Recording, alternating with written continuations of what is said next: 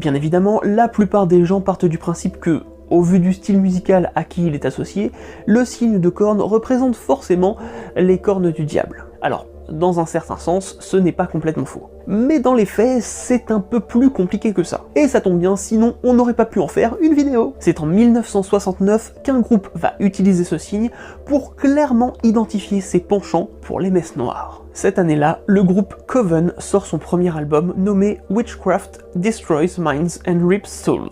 Les chansons ouvertement ésotériques sont accompagnées d'un verso d'album où l'on peut voir deux membres du groupe faire très clairement le signe des cornes, mais aussi d'un intérieur de pochette très explicite et parodiant une messe noire satanique. Cet album est considéré comme étant le tout premier à mettre en avant ce symbole dans le milieu du rock. Mais pourquoi ce geste en particulier ?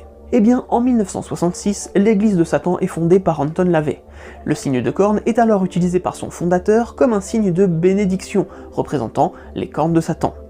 Il sert de salut entre les membres de l'église, mais également lors de rituels. Or, le groupe Coven et sa leaduse Jinx Dawson n'ont absolument jamais caché leur attrait pour cette religion fraîchement officialisée aux États-Unis. Donc oui, l'utilisation première du signe des cornes dans la musique ferait bien référence à Satan. Mais étonnamment, bien que l'album de Coven soit sorti en 1969, c'est à un autre musicien qui est majoritairement accordé la paternité du signe des cornes dans le rock et le métal. Ronnie James Dio, du groupe Black Sabbath, est considéré comme celui qui a véritablement popularisé le signe de corne dans les concerts de métal. Alors qu'il rejoint le groupe en 1979, il veut se démarquer de son prédécesseur Ozzy Osbourne, qui lui était connu pour faire le signe de paix lors de ses concerts. Du coup, Ronnie aurait opté dès 1980 pour un signe venant de sa mamie italienne. Bien, le fait que ce geste lui vienne de sa mamie est totalement crédible. Voici d'ailleurs ce qu'il a dit lors d'une interview en 2001. « Je l'utilisais tellement et tout le temps que c'était devenu ma marque de fabrique. C'était un symbole qui, à mon avis, reflétait ce que le groupe était censé être. Ce n'est pas le signe du diable, comme si nous étions ici avec le diable. C'est un truc italien que j'ai reçu de ma grand-mère et qui s'appelle malocchio.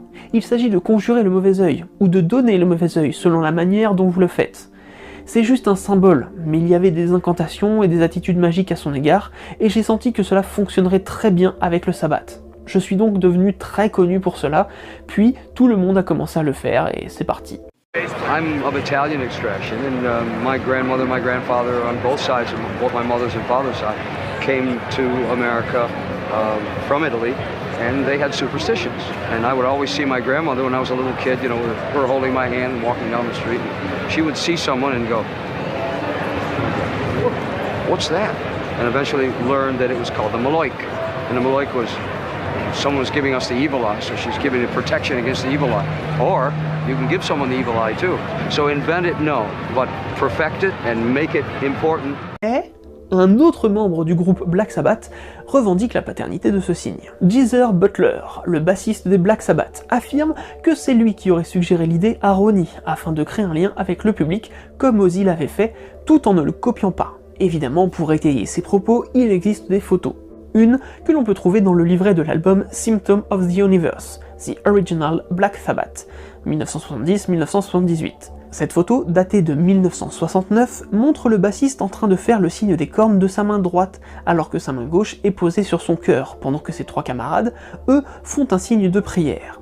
Il existe également une autre photo de lui en train de faire ce signe au bord de la plage en 1971. Donc ces deux photos sont bien datées d'avant l'arrivée de Ronnie. Pour sa part, il affirme qu'il a commencé à faire ce geste parce que l'occultiste Aleister Crowley le faisait. Alors malheureusement, je n'ai pas trouvé d'image prouvant que Aleister Crowley faisait bien ce geste, mais si c'est bien le cas, eh bien on peut d'ores et déjà supposer qu'il s'agit en effet d'un signe évoquant le diable, ou à minima qui aurait un lien avec les démons. Rappelons que Crowley disait être la bête de l'Apocalypse.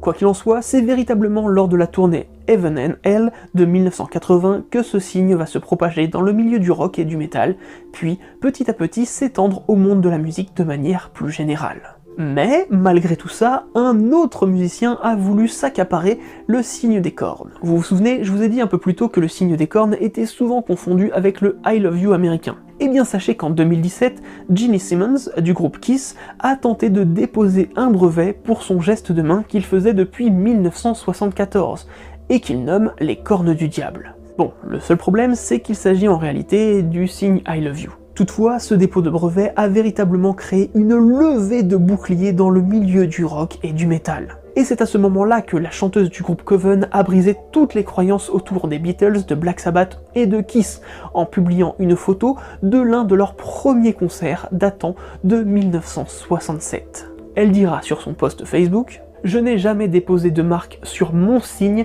parce qu'il était destiné à être utilisé par tous. Ginny ne fait même pas le signe correctement, il fait le signe des sourds pour amour.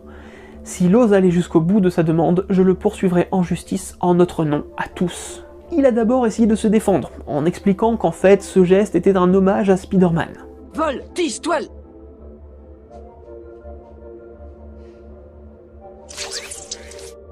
Pour finalement retirer sa demande de brevet le 21 juin, soit 6 jours après la publication du post Facebook par Jinx de Coven. Avec tout ça, qu'en est-il aujourd'hui ? Eh bien, d'un point de vue strictement musical et chronologique, c'est bien Jinx Dawson de Coven qui semble la première à avoir implanté le signe dans le milieu du rock et du métal. Et comme son penchant pour l'occulte et le satanisme n'est pas quelque chose de caché, alors oui, le signe aujourd'hui utilisé serait bien une référence au diable. C'est à ce moment qu'on peut relier le signe au culte sataniste. Mais pour comprendre, il faut s'interroger sur la représentation du diable.